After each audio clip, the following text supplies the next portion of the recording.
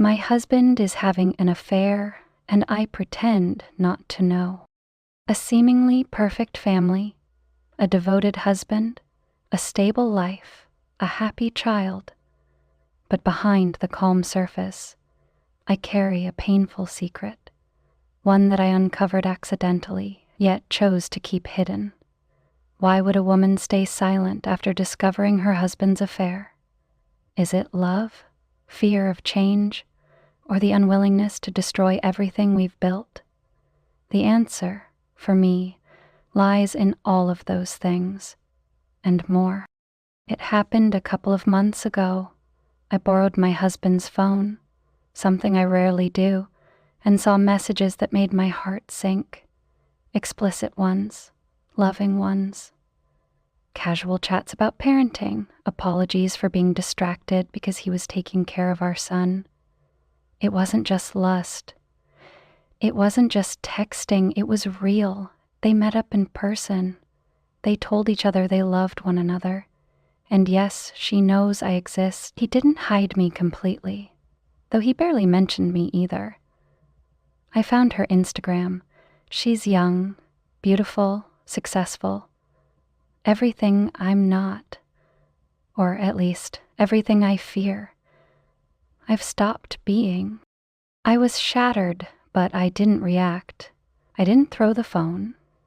I didn't scream. I didn't cry, at least not in front of him. I sat with it. I thought about our son, our life, our routine.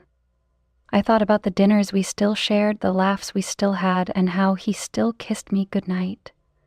I weighed that against the chaos that would come with the truth. Custody battles, financial insecurity, splitting holidays, maybe even starting over alone in my 40s. So I stayed silent. It's not because I don't feel the pain.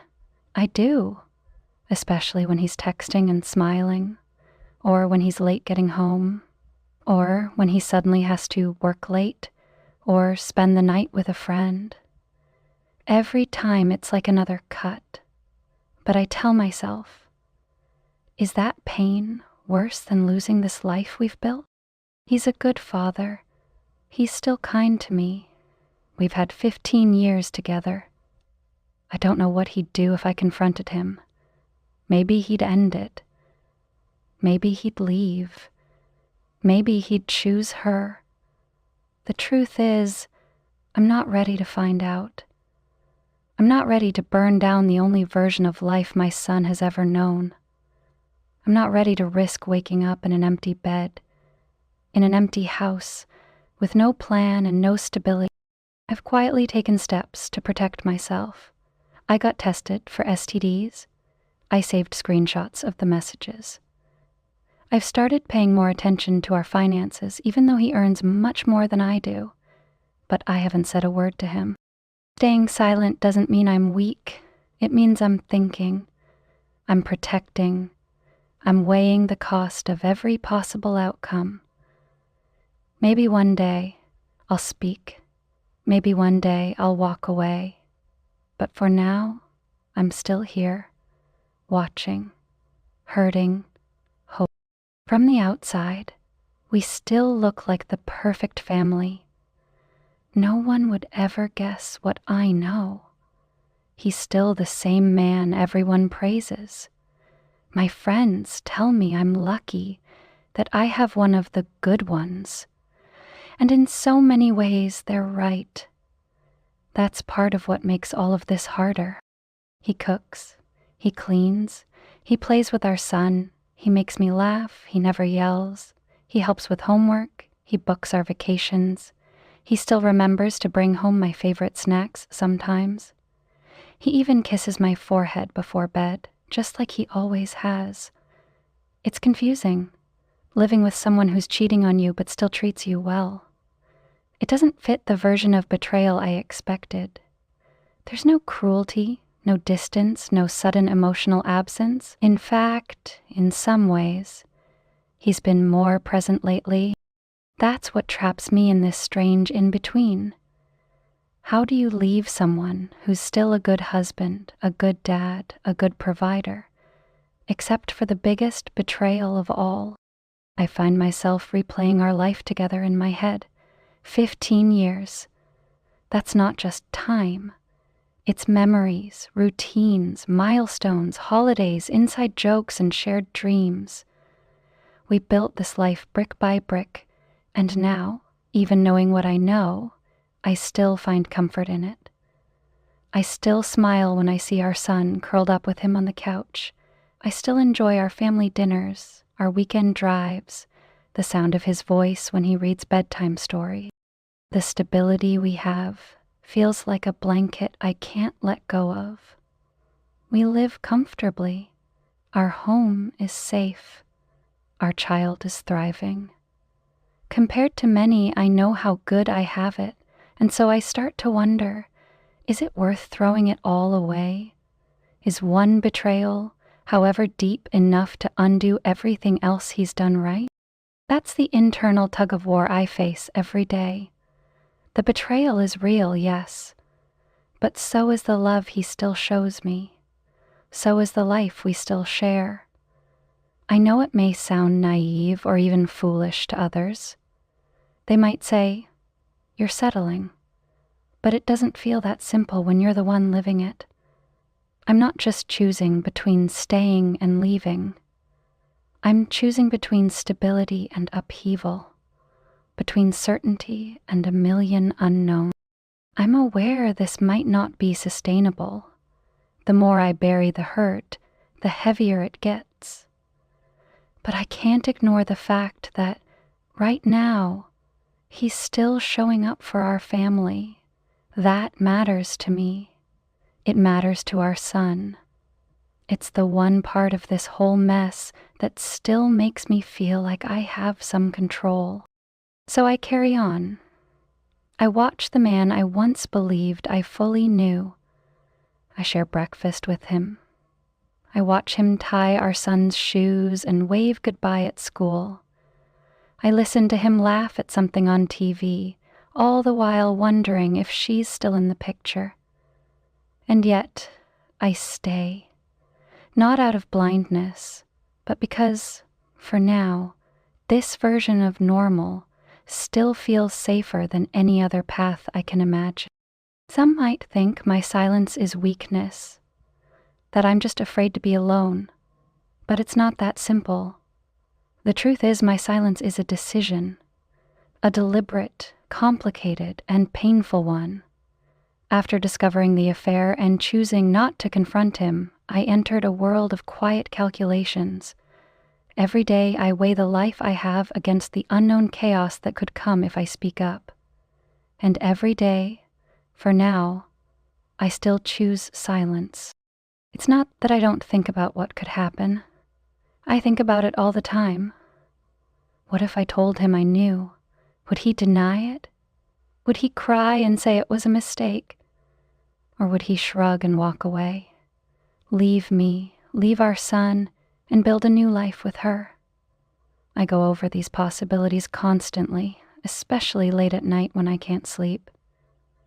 The uncertainty terrifies me more than the betrayal itself, because even if he ends the affair, I'm not sure I could ever look at him the same way.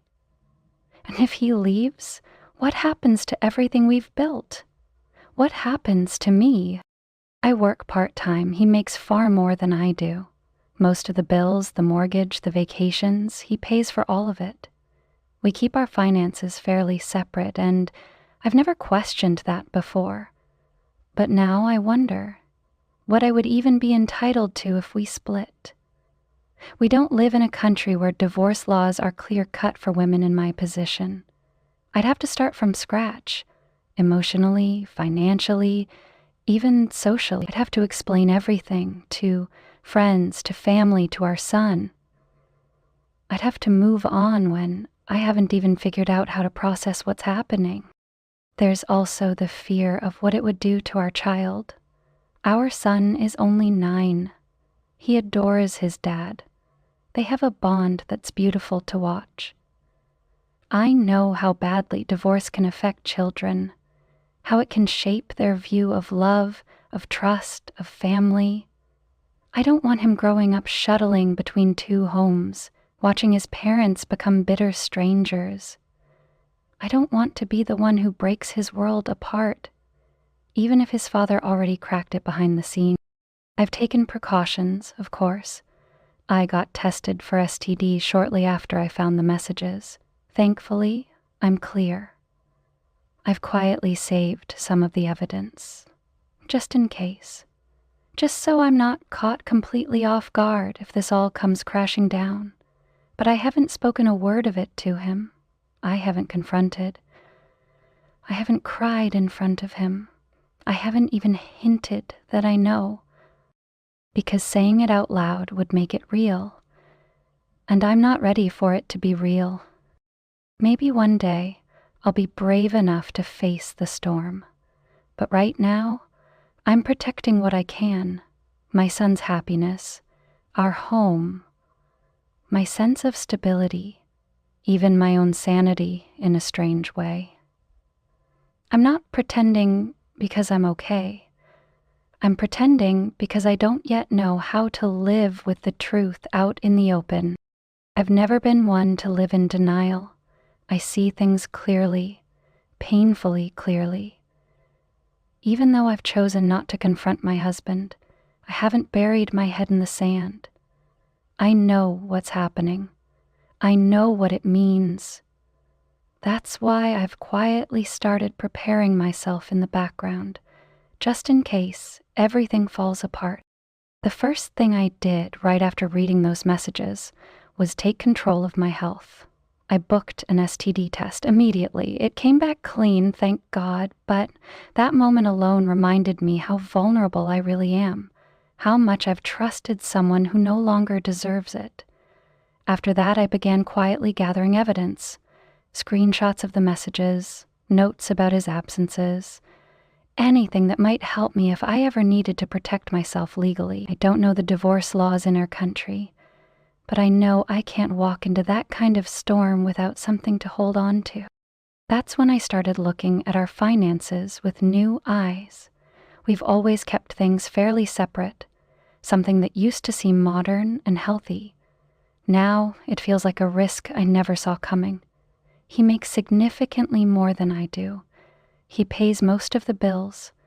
I work part-time, which gave me flexibility to raise our son, but left me with very little financial independence. I've begun setting aside small amounts of money here and there. It's not much, but it's something. A safety net, however thin, makes me feel like I have a little power in a situation where I otherwise feel completely powerless. Still, I'm not rushing toward a breakup. I haven't seen enough to know if he's ending the affair or if he's getting more reckless. Sometimes I catch him staring at his phone and smiling, and I wonder if he's texting her. Other times he looks tired and distant, and I wonder if he feels guilty.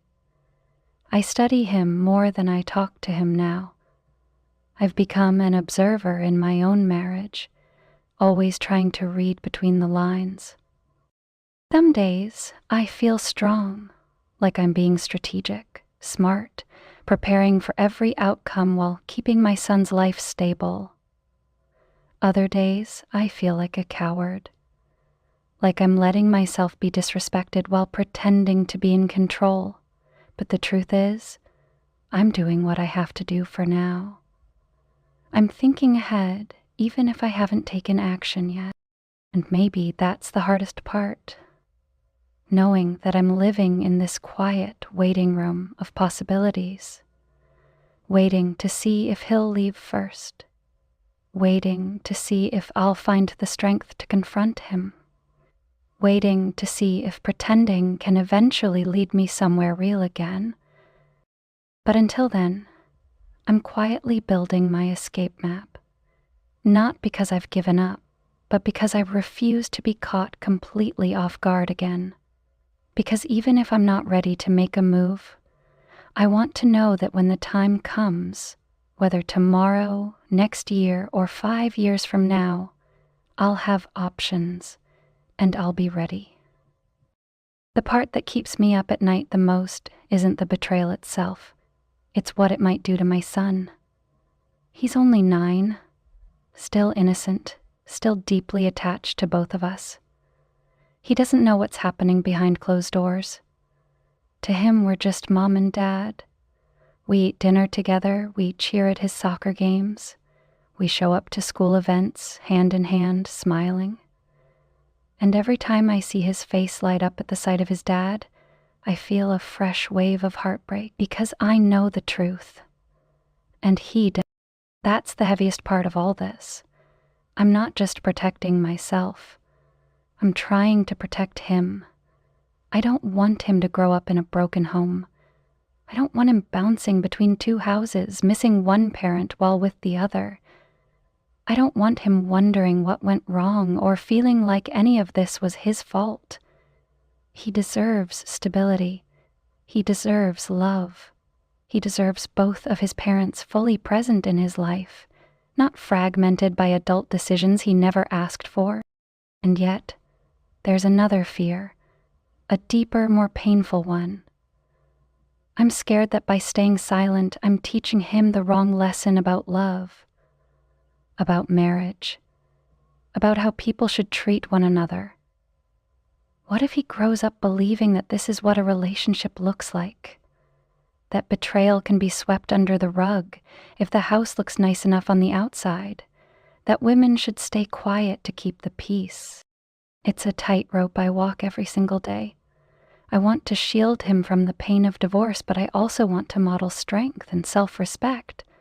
I want him to see that his mother didn't allow herself to be disrespected, even if it meant making hard choices. But I'm not there yet. I don't know how to strike that balance. I don't know if staying, for now, is damaging him more than leaving would. All I know is that I'm trying. I'm trying to make the best decision for him in a situation that has no easy answers. Sometimes I imagine him as an adult, looking back on this time. I wonder what he'll remember. Will he remember laughter, warmth, a home filled with love? Or will he sense the tension, the unspoken truths that lingered in every room? Will he admire me for staying, or resent me for not leaving sooner? I'm scared every day that my husband will come home and ask for a divorce before I'm ready, that he'll walk away and force the change I've been postponing, that my son will wake up one morning in a house that no longer feels like home. I live in constant anticipation of that moment, bracing myself while still clinging to the version of our family I've fought to preserve. This isn't just about marriage anymore. It's about motherhood, about legacy, about the kind of future I want for my child. I don't have the answers yet, but I know this. I want him to feel safe, loved, whole.